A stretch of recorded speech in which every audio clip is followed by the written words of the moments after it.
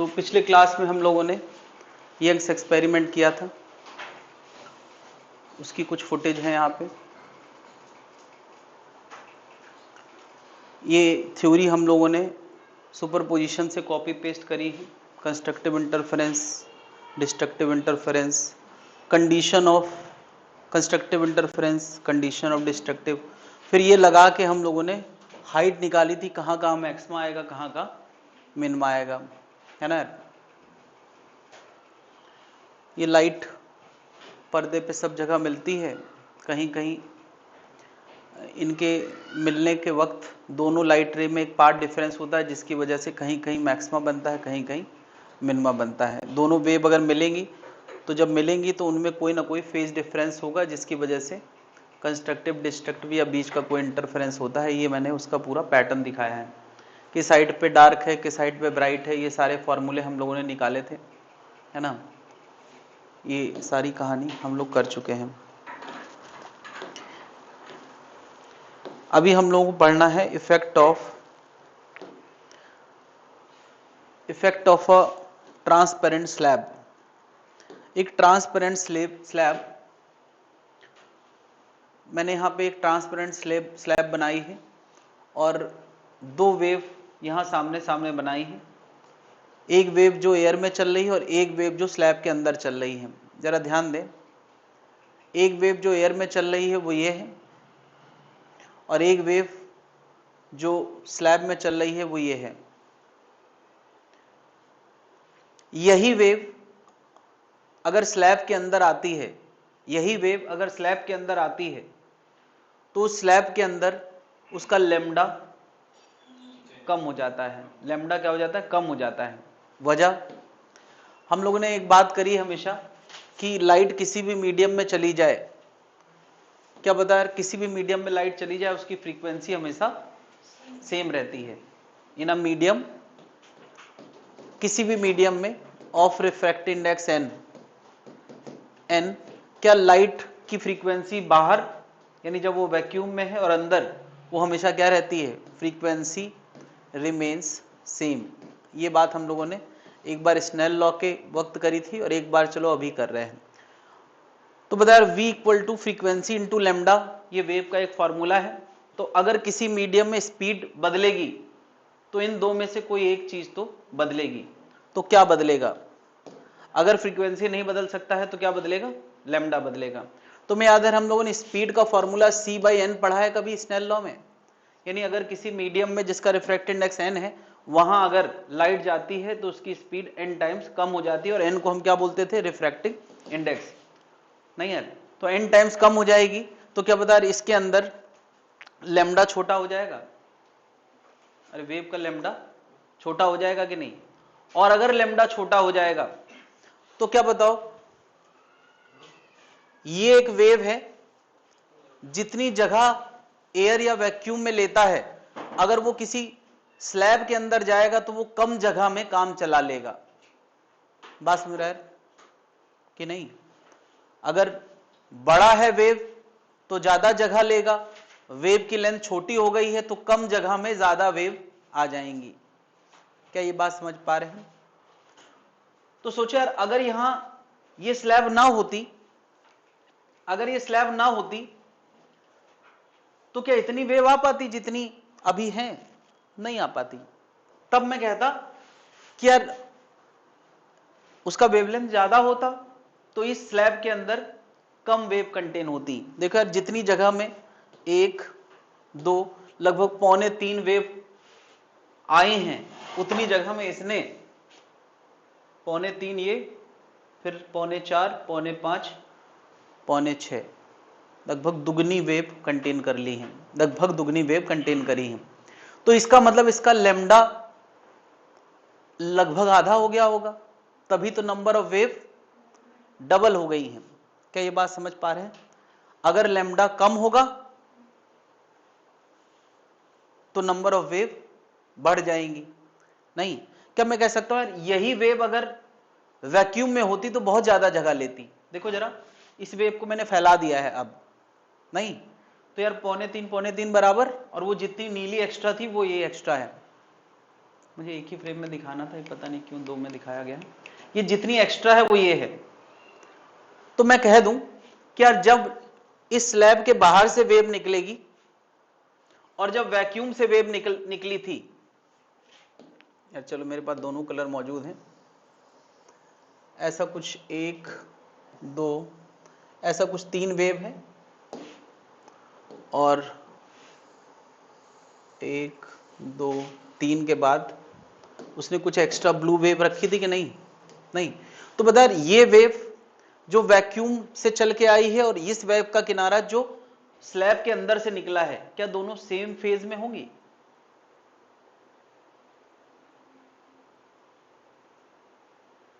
यार क्या इस पॉइंट और इस पॉइंट में कुछ वेव का डिफरेंस है कि नहीं है?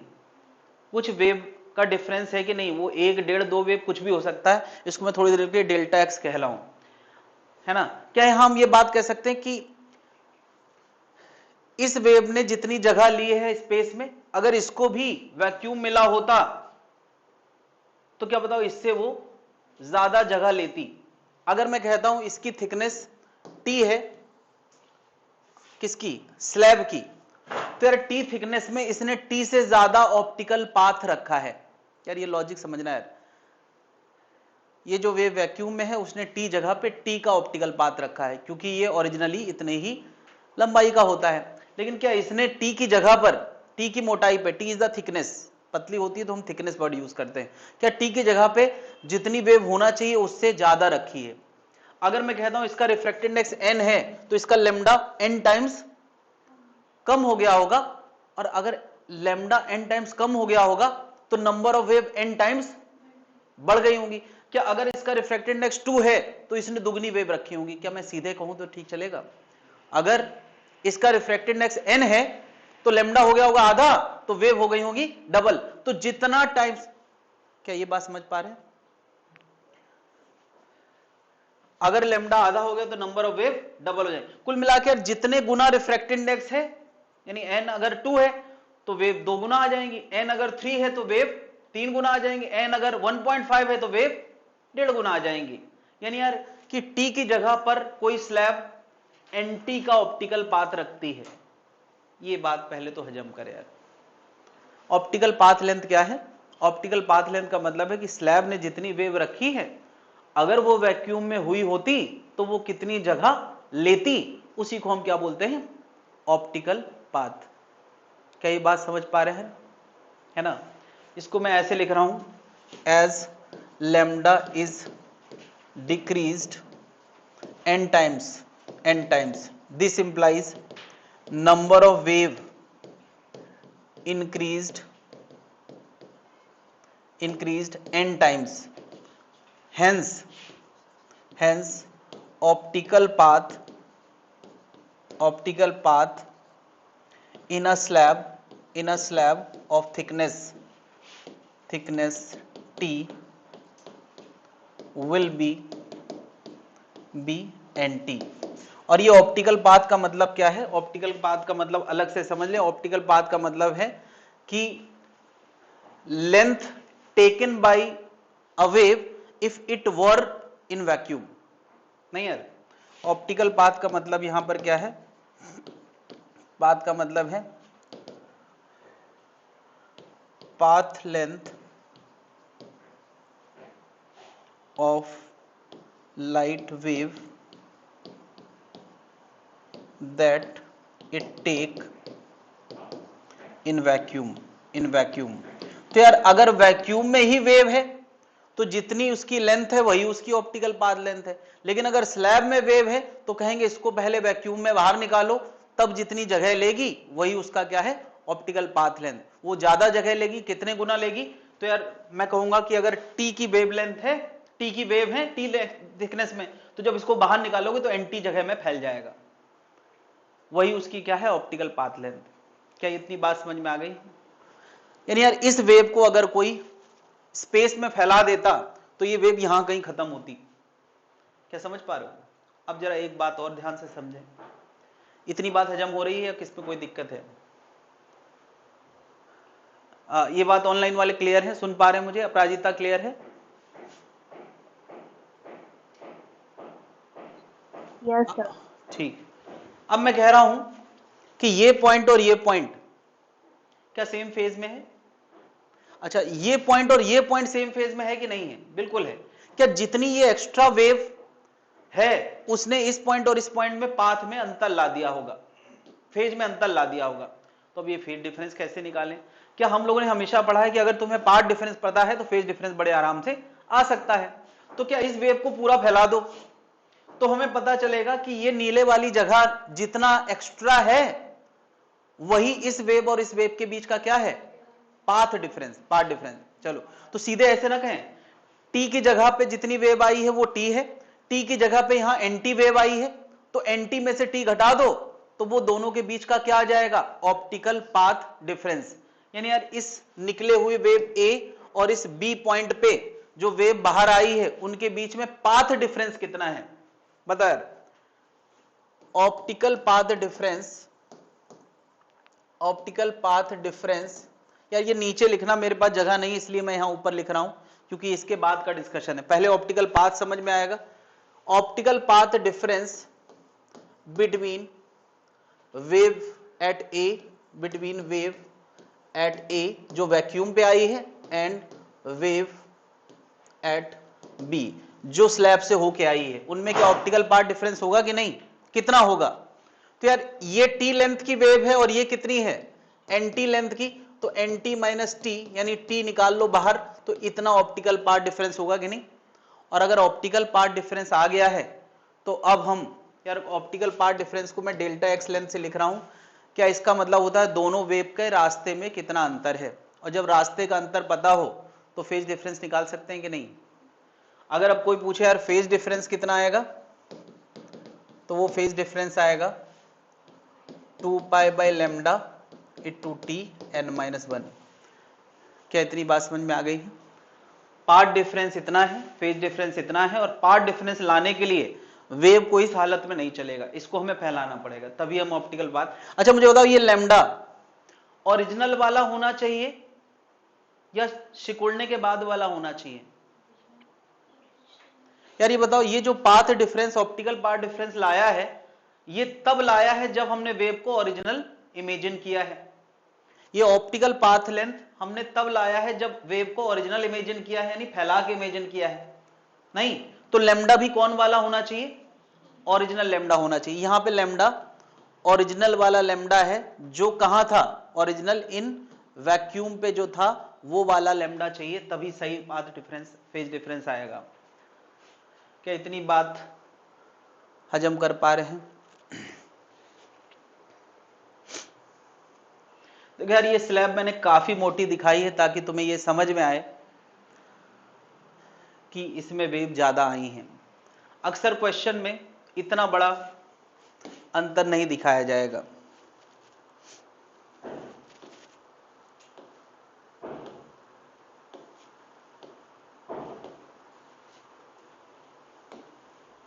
इतना नोट कर लिया भाई लोग? अक्सर क्वेश्चन में क्या होगा यार कि हमें बड़ी पतली सी स्लैब दिखाई जाएगी, ऐसी इतनी पतली स्लैब है, एक लाइट इधर से जा रही है, एक लाइट इधर से जा रही, दोनों सेम फेज में ओरिजिनेट हुए थे, दोनों मतलब एक ही सोर्स से निकले थे और फिर यहां पे दो होल से स्प्लिट हो गए, ऐसा कुछ सीन है। तो बता यार, जब यहां से चले थे तब दोनों का फेज क्या था? सेम था। इसकी थिकनेस टी की है, तो क्या यहां जो वेव्स आई होंगी ज्यादा आई होंगी, और यहां जो वेव चल रही थी उसकी वेवलेंथ, इसकी वेवलेंथ कम हो गई, इसकी ज्यादा। तो क्या इस ए पॉइंट और बी पॉइंट पे कोई कहे कि बताओ कितना पाथ डिफरेंस है? वही कितना? यार पाथ डिफरेंस अभी मैंने जो लिखाया है उसको मैं फिर से एक बार बता रहा हूं, वो होगा क्या इसके अंदर इतनी जगह पे एंटी वेव आई है और यहां इतनी जगह पे टी वेव आई होगी, अंतर यहीं तो आया है इसी जगह पे। तो जितनी वेव यहां आई है वो एंटी है और यहां टी के स्पेस है तो टी की ही वेव आई होगी। तो यार path difference N T minus T यानी एन टी माइनस 1। तो बता यार ए और बी के बीच में फेज डिफरेंस कितना आएगा? फेज डिफरेंस यार डायग्राम ये भी बना लो, मैं ये कह रहा हूं, बाकी लिखा तो तुमने है ही है ना। फेज डिफरेंस कितना आएगा? 2 pi by lambda, okay T common आएगा, T N minus 1, 2 pi by lambda T N minus 1। इतनी बात सबको समझ में आ गई? तो यार अब ऐसा है कि हम लोग इसका असर यंग्स के सेटअप में देखने वाले हैं, इस स्लैब का असर यंग्स के सेटअप में देखने वाले हैं।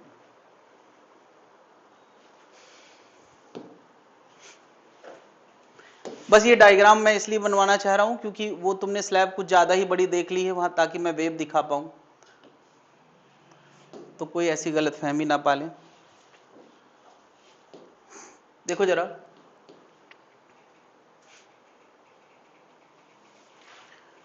यार अब तक हमारा सेटअप ये था यंग्स का, यहां कहीं हम मैक्सिमा या मिनिमा की बातें करते थे। नहीं, अगर मैं इसके रास्ते पे एक स्लैब रख दूं, ये जिसका रिफ्रैक्टिव इंडेक्स कुछ है और इसकी मोटाई टी है, रिफ्रैक्टिव इंडेक्स म्यू है, म्यू और एन एक ही बात है यार, इससे कोई घबराने की बात नहीं है। तो मुझे बताओ, पी पे पहुंचने वाला जो वेव है, एक वेव है जिसने रास्ता लंबा तय किया है, नहीं, और एक वेव है जिसने रास्ता तो छोटा तय किया है, मगर क्योंकि इस स्लैब के अंदर ज्यादा वेव कंटेन हो जाती हैं, तो इस पॉइंट पे जो फेज डिफरेंस, पाथ डिफरेंस आएगा वो पहले जितना नहीं आएगा। या नीचे वाली वेव में एक्स्ट्रा ज्योमेट्रिकल पाथ है जो ज्योमेट्री में नजर आ रहा है, और इसके अंदर एक्स्ट्रा ऑप्टिकल पाथ है। तो अब मैं कहूं यार, पी पॉइंट में पहले तो हम केवल इतनी बात करते थे कि यार ये जो पाथ डिफरेंस डेल्टा एक्स है, बस वही पाथ डिफरेंस आया है, लेकिन अब यार इसके अंदर एक हिडन एक्स्ट्रा पाथ है। तो यार ये जो नजर आ रहा है Y D by capital D, ये तो हमें पहले से पता है, नहीं, लेकिन क्या Y D by D capital D इसके अंदर एक्स्ट्रा है? तो इसके अंदर भी तो कुछ एक्स्ट्रा है, वो एक्स्ट्रा अभी अभी मैंने बताया है, क्या? T mu minus 1। तो अब जो पी पॉइंट पे पाथ डिफरेंस होगा वो Y D by D minus T mu minus 1 होगा, होगा कि नहीं? यार ये बात सबको समझ में आना चाहिए, पहले और अब में अंतर क्या है। पहले ये होता नहीं था तो उसमें एक्स्ट्रा पाथ नहीं होता था, यार अब ये नई बात है, पाथ डिफरेंस बदल गया है और बदला है स्लैब की वजह से। तो यार क्या हम लोग इसी पाथ डिफरेंस पे तो कंस्ट्रक्टिव और डिस्ट्रक्टिव की कंडीशन लगाते थे? नहीं, जरा देखें, कंडीशन ऑफ मैक्सिमा होती थी पाथ डिफरेंस एन लेम्डा, तो क्या इस पूरे को एन लेम्डा लिखोगे? यार मैं इसका एक बेटर मेथड बताऊंगा, तो मैं चाहता हूं कि इसको समझ लें और फिर वो लिखें जो आसान है। अभी मैं थोड़ा मुश्किल बात बता रहा हूं। बता, पहले हम Y D by capital D को एन लेम्डा लिखते थे, अब इस पूरे को किसके बराबर लिखेंगे? एन लेम्डा के बराबर। नहीं, तो देखें यार वाई का आंसर अब कितना आ गया, अब आंसर ये आ गया है, नहीं, आंसर बदल गया है।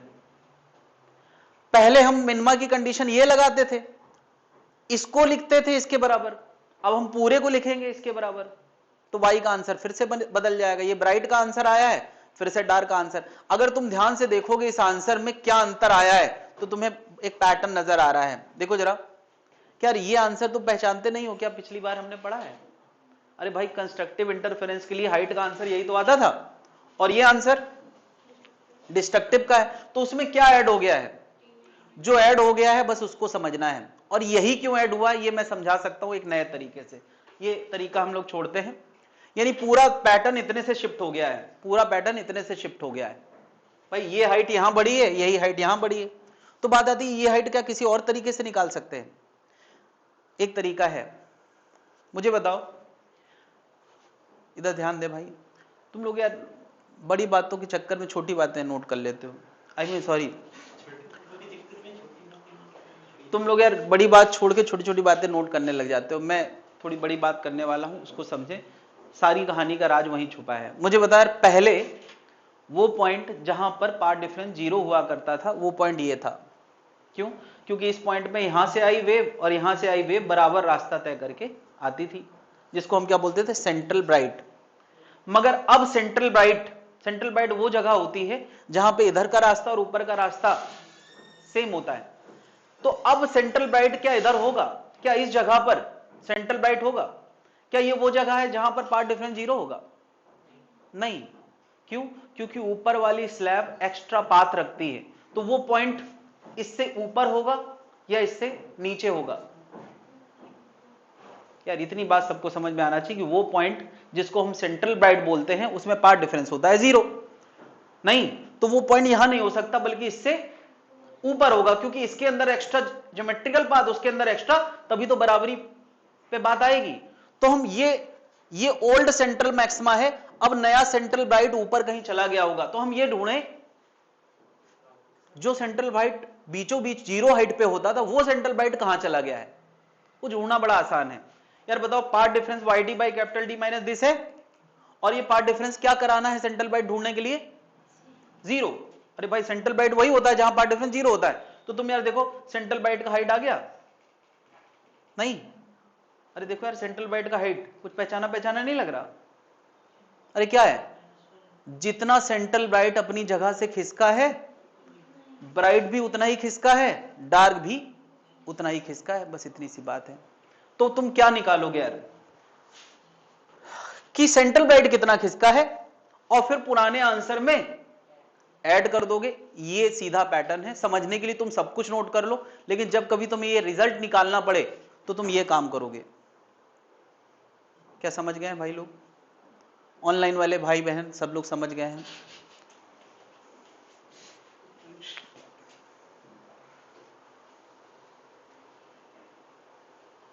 ऑफलाइन वाले भाई लोग समझ गए हैं?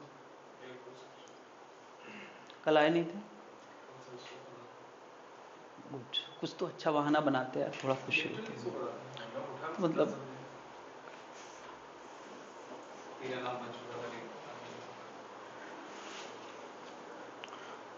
अभी रिसेंटली मैंने बड़ा बहाना सुना है। वो बहाना हो सकता है सच हो। वो सर हम मेट्रो से आ रहे थे, एक जगह हम बेहोश हो गए, तो मैंने कहा तुम क्यों नहीं आए थे?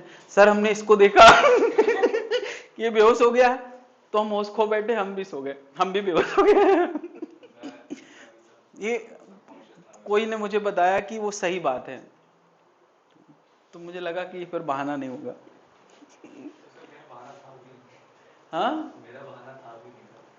अब इसमें क्या यार, ये तो बिल्कुल बेशर्मी वाली बात है कि तुम सो गए थे और बता भी रहे हो। गन शॉट में क्या गोली निकलती है? फिर भी नहीं उठे? माय गॉड, तो यार तुम्हारे आसपास कोई सुरक्षित महसूस नहीं कर सकता? तुम किसी को बताओगे नहीं भी गोलियां चलने लगी हैं, अब तुम भाग जाओ?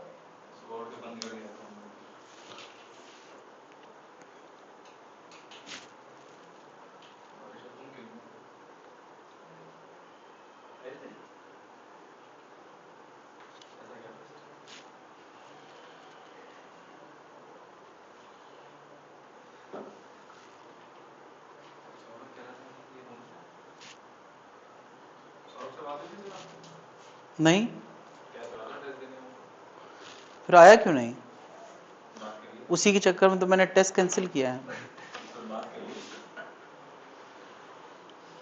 वरना टेस्ट आज तक कैंसिल हुआ कहाँ कभी? शिफ्ट हुआ है, कैंसिल नहीं हुआ, पोस्टपोन्ड हुआ है हमेशा।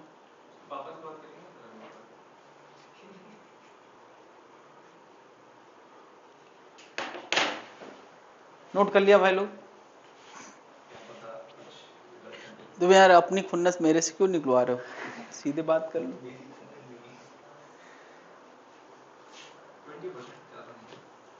तो ये तो हो गया यार।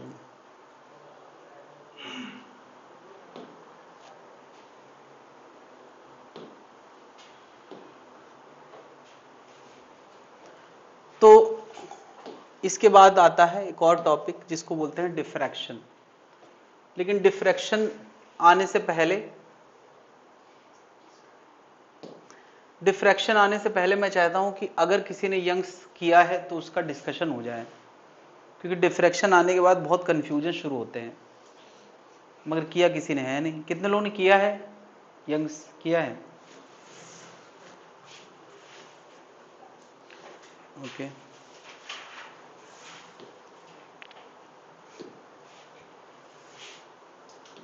आंसर्स यंग्स के मैं देना चाह रहा हूं, जनता ध्यान से सुने।